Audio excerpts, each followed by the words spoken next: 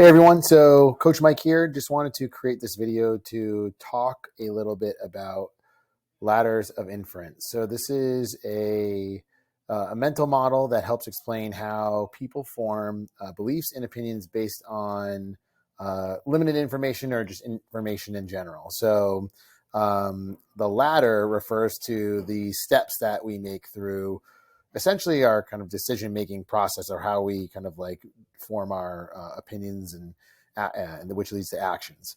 And so as it relates to coaching in general, leadership coaching, if we look at it from our leadership modules through Next Jump, this is an area where people tend to struggle. So one of the exercises that we do in module 3 around decision making is practice sharing ladders of inference.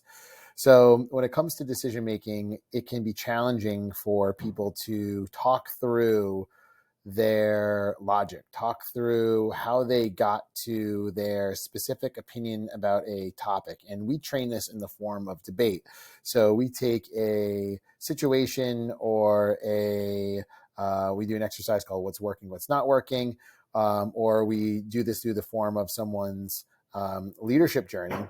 And we use that as a real example of debating whether we believe something is going to work out or not going to work out. And so part of that training is being able to articulate why you feel something's either going to work or not going to work. And so what we found is that some folks are very good at articulating this, but for the most part, most people struggle working through the messy details, especially when there's limited information.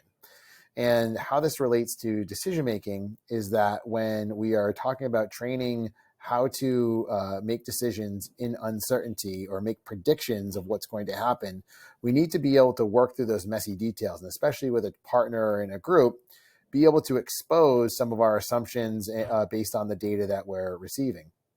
Where this goes wrong is when we jump to a conclusion or jump to an action and put our point of view out there that something's going to work or not going to work as absolute truth, without necessarily talking through how we got to that position. And now everyone is different and have gone through different life experiences, have different data sets, but we can tend to be very assertive on a specific topic, and with the assumption that everyone either knows that, or that your point of view is just absolute and correct. But when at the end of the day, the prediction or what the outcome may not be very clear or certain. And we refer to that as being in the dark, versus something that may be more in the light that is very clear. This may not be as applicable. But as it relates to decision making in uncertainty, training the ability to talk through your observations, talk through the data, talk through your assumptions and why you're thinking a particular thing, and how that leads you to your belief or your opinion or your conclusion, and then inevitably taking action, is really important, because as it relates to those decision options or that decision tree, it may not be as clear or binary as one thing or the other. And so through that, talking through that thought process, because things change, data changes, experience changes, especially as, if we're looking at now in the 21st century versus how things were done in the 20th century, how things operate are different now. So basing an opinion off of old data or how things were done in the past may not necessarily be the same course of action on how to, or get to a conclusion or the correct prediction.